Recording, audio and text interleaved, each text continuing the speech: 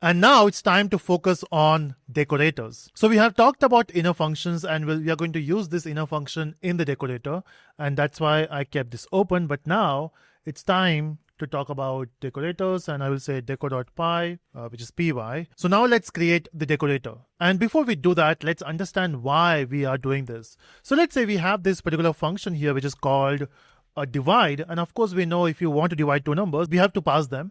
And then we'll return here a/b. That's how you divide two numbers. And now, of course, you have to call this. So we'll save that in a result. So we'll say divide, and we'll pass two values here, which is 4, 2. So that we'll get an easy answer to interpret.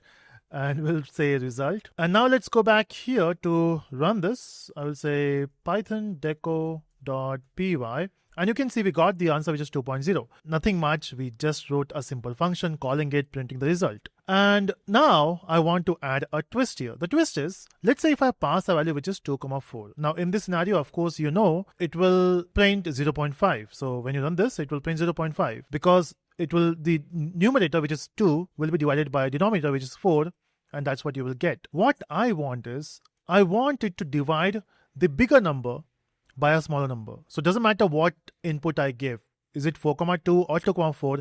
It should be always 4 divided by 2. If you want to do that, what is the logic? So of course you will say go to divide and check if the first value is less than the second value. In that scenario, just swap it. Your job is done, right? Swapping will be done something like this. You can say a, b, and a, b is equal to b, a. That's how you do the swapping. And this operation will be bigger number divided by the smaller number. Doesn't matter what number you pass here. So if I make those changes, it will work. So problem solved, right? We can end the video here without decorators. But no, we need to talk about decorators. And to do that, to make that sense, let's create one more function called sub, which is for the subtraction. We'll do the same thing, which will take two parameters. It will return a minus b, right? And then we'll call it. So we'll change this to result 1. And let's have the same thing for result 2 now. And this will be result 2. This will be 2. And this will be sub, right? This is what we want. But then when you run this, it will print 2.0 because we have done those swapping there in the division. But in the subtraction, it is saying -2. And it will say -2 because you're passing 2 and 4.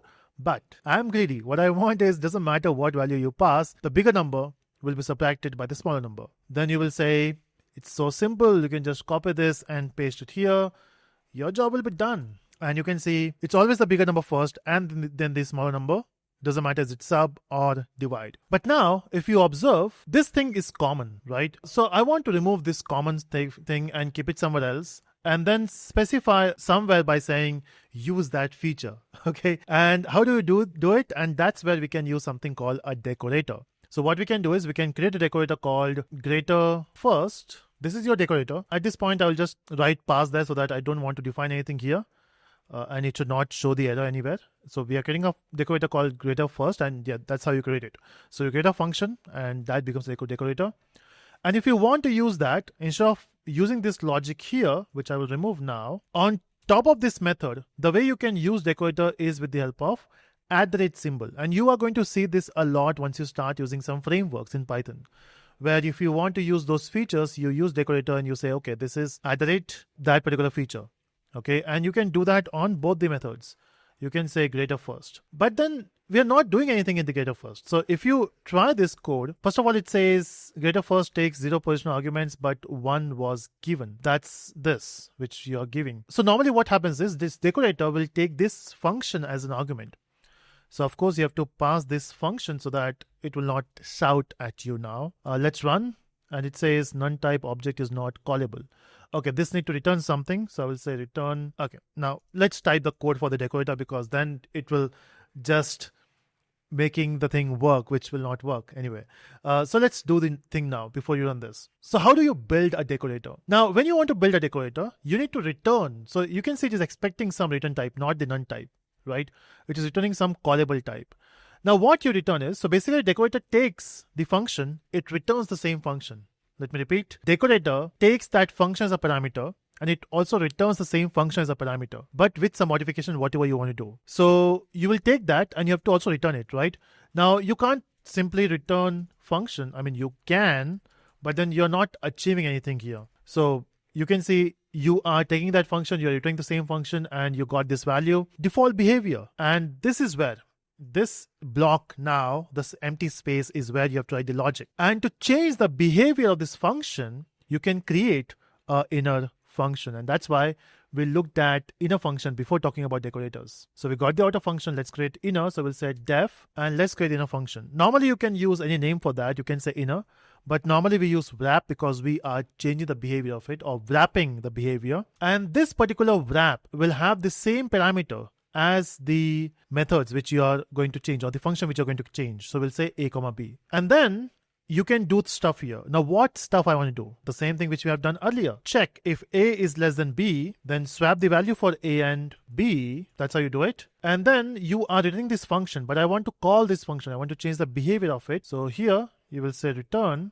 In fact, this is where you are not supposed to return the same function. You will return the wrap, and here you will return the function with a new value, which is a comma b. Now why I'm saying new values? It can be same values if they are provided in the sequence which is needed.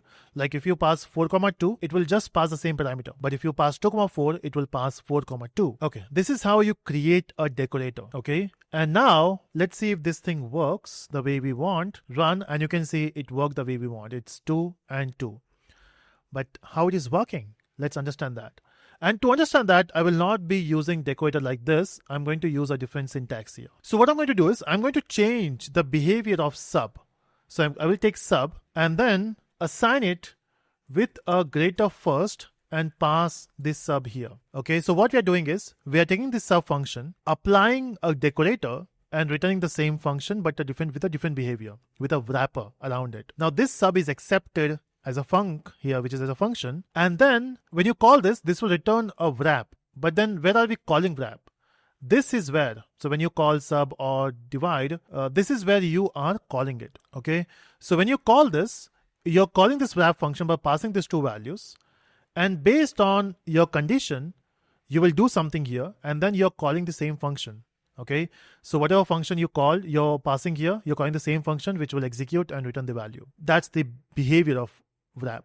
And yeah, but we'll do the same thing for divide. So we'll say divide is equal to greater first, and we'll pass divide. This is the one way of doing it, and the second way of which we have done before, which is the @ rate. Run this and it works. So you can use this way or that way. Modern way is this: you use the decorator on top of your methods to add the behavior or add the wrapper, and this is not needed then. So we can simply comment that. So let's see, after making those modifications, it still works. Now this is one of the example, but then you can do certain more things. So when you say you can use decorator, it's not just for swapping two numbers, whatever logic you want to have. Maybe you want to maintain the log. How will you do that? So let's create one more decorator for the log. So we'll say log deco, and this is your another decorator. And when you say decorator, of course it will take a function. Of course it will have an inner function which is wrap. Name can be anything, but let's say wrap a comma b. And here let's maintain the log. So I will print what are the values you are receiving. So I can say values. I'm receiving a. I will give a comma and some space in between, and then b. You can also use formatter if you're comfortable with it. So you're printing the value. Maybe you also want to print the function name, your choice. Then I want to also know what is the result. So you can say result of this operation. So you will call the function by passing two values, and you can also print the result. Okay, why I'm getting error here? Oh, I forgot a comma here. So you can also print the result of the operation. So you can say result comma result. And since you already found the result, you can return the same result. Why to call the functions two times? Right, you're printing the result here or returning the result here, and at the end you will return the wrap, and this will maintain the log. Now after doing that, it should print the log in the console. It's not doing it. You know why? Because we are not using that decorator. So on top of your functions, you will say log deco, and if you do it only for the sub, it will work only for the sub. So this thing which you're getting here is for the sub. But if you do it for the divide now, and let's use some different values. How will you know that which is for sub, which is for divide? Let's say 8 and let's say 20. That's for the divide. And now you can see this thing is for the divide because that's a function you're calling first. You got value 8 and 20. This is the result, and you're printing the result later as well here. And then this for the sub, and this is the result, and this is what you're printing here. Normally, when you want to maintain the log, you don't do it on the console. Basically, do that in the file. Okay, now let's create one more function and let's see how that behaves. So let's say def add, and this will take two parameters a comma b, and this will going to return a plus b. And of course, we can call it here. We can say result 3 and add, which will take two values. Let's say I want to add 4 comma 7, and this will, we have to also print this, and we are going to print result 3. Let's clear this and run.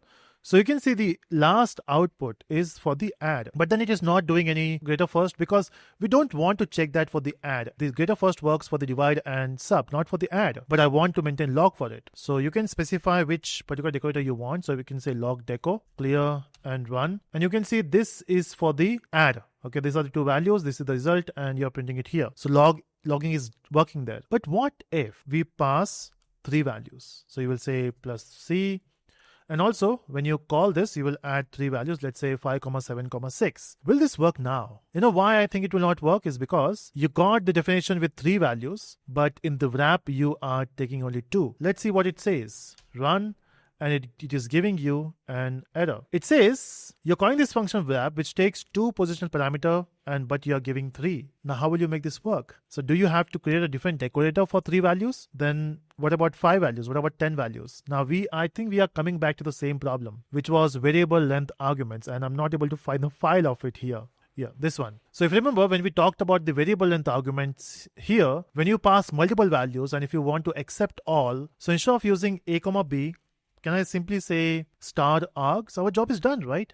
Doesn't matter how many values you have, it will accept everything. And here, instead of printing a comma b, you can print args. And when you call the function, just pass the same args. Why to pass a and b, right? And let's try that. And it works. You can see it doesn't matter how many values you pass, it will treat them as a tuple, right? So this is how normally you define a decorator. We should be doing that same here, but then we have to change a lot of logic. I don't want to change it. I mean, I would encourage you to do that. Okay, so you do it. Make this as a variable argument and make this logic. Okay, but then I want to, before I end this video, I want to add one more thing. What if you pass a keyword length argument? You're passing three values, but all are normal values. But what if you pass with a key? Now, if you pass a keyword there, then this will not work. In that case, on the safer side, you can write something like this, which will accept normal values and also keyword values. Anyway, you're not going to use it, but still, why not? Just keep it there so that this will be generic for all the other functions. Doesn't matter how many parameters they accept. They are working with normal parameters or keyword parameters. It will work for everything. That's the end of Decorator, and it's still working. These are decorators, the log deco and greater first. I hope it is making sense. See you in the next part.